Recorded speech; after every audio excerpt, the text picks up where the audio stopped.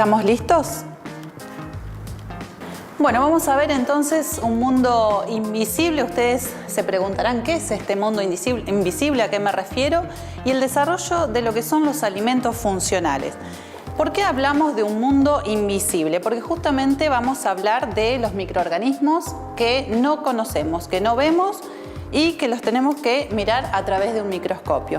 Entonces, nosotros si pensamos, por ejemplo, en la cantidad de microorganismos que tenemos en nuestro intestino, ustedes podrán decir, si yo les digo, ustedes tienen varios mundos, ¿a qué me estaría refiriendo? Varios mundos invisibles dentro de nuestro intestino. Bueno, si pensamos en la cantidad de personas que habitan en el planeta Tierra, hablamos de 7.500 millones de personas.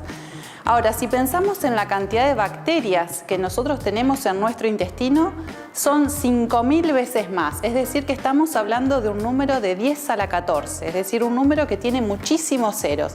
Con lo cual podríamos pensar que tenemos 5.000 veces un mundo invisible dentro de nosotros. Entonces ustedes pueden pensar ¿cuál es la importancia de los microorganismos? Bueno, hoy en día si yo les pregunto un virus, una bacteria, seguramente lo asociarán a una enfermedad justamente por esta situación de pandemia en la que estamos viviendo hace más de un año y medio. Sin embargo, yo les puedo decir, y tienen que creerme, que los microorganismos son esenciales para nuestra vida, no solo para el cuerpo humano, sino también para las plantas, para los animales e incluso para el medio ambiente. Y que la vida en la Tierra no sería posible si no tuviéramos la presencia de determinados microorganismos, de la función que ellos cumplen. Por otro lado, también podrían pensar qué tan importantes son esos microorganismos, de esa gran cantidad de bacterias que nosotros tenemos en el intestino. Y cómo nosotros a través de la alimentación podemos contribuir a eso que llamamos microbiota, ¿sí? Entonces, microbiota como definición científica son todo ese conjunto de microorganismos, de bacterias, de hongos, de arqueas, de virus que nosotros tenemos dentro de nuestro intestino y que cumplen una función fundamental. Entonces les decía que podemos a través de estos microorganismos desarrollar alimentos funcionales. Ustedes se preguntarán qué es un alimento funcional.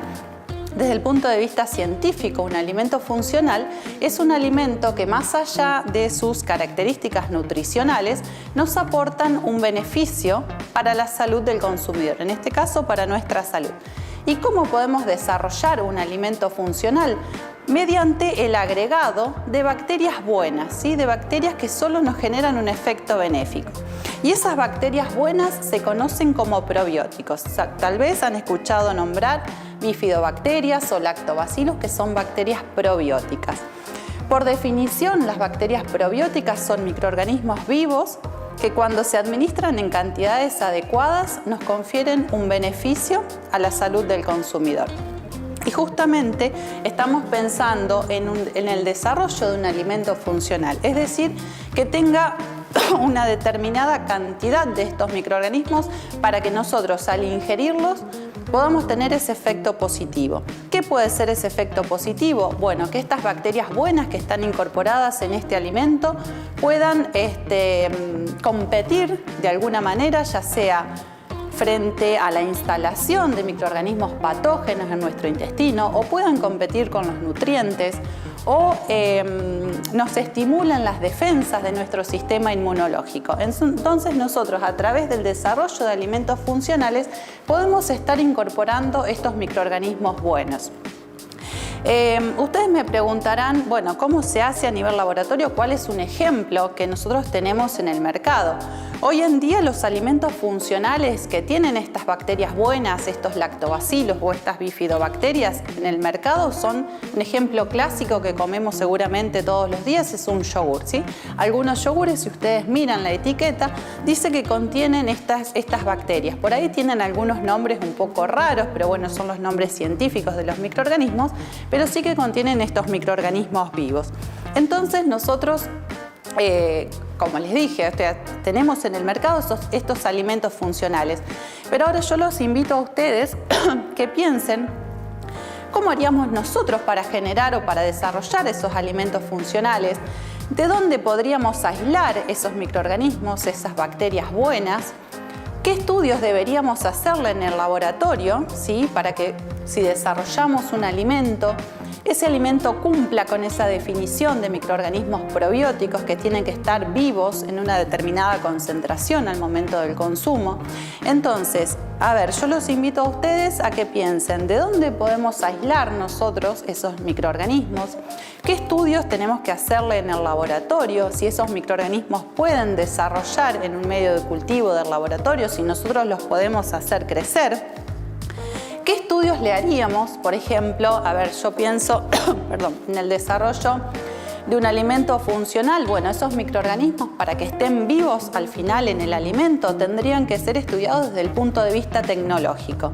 Si resisten las altas temperaturas, si resisten condiciones de acidez, si resisten condiciones de oxígeno, es decir, diferentes factores que pueden encontrar en ese alimento. Por otro lado, tendríamos que estudiarlos desde el punto de vista de la funcionalidad, es decir, si esos microorganismos que nosotros estamos queriendo probar en ese alimento funcional van a tener algún efecto benéfico. Por ejemplo, podemos estudiar si esos microorganismos son capaces de estimular las defensas, es decir, nuestro sistema inmunológico. También podemos pensar en qué tipo de matriz, en qué tipos de alimentos nosotros los podemos adicionar, y también lo que los invito ahora, que vamos a ver después para la próxima clase, es que ustedes piensen en una innovación para un alimento funcional. Más allá de los lácteos que nosotros por ahí tenemos en el mercado, me interesaría que piensen, por un lado, la fuente de aislamiento, teniendo en cuenta, por ejemplo, esa cantidad de bacterias que nosotros tenemos en el intestino, y muchas de ellas son benéficas. Y por otro lado, para ampliar este mercado de alimentos funcionales, más allá de los lácteos, los invito a que piensen qué otra matriz o de qué otra manera ustedes podrían pensar el desarrollo de un alimento funcional.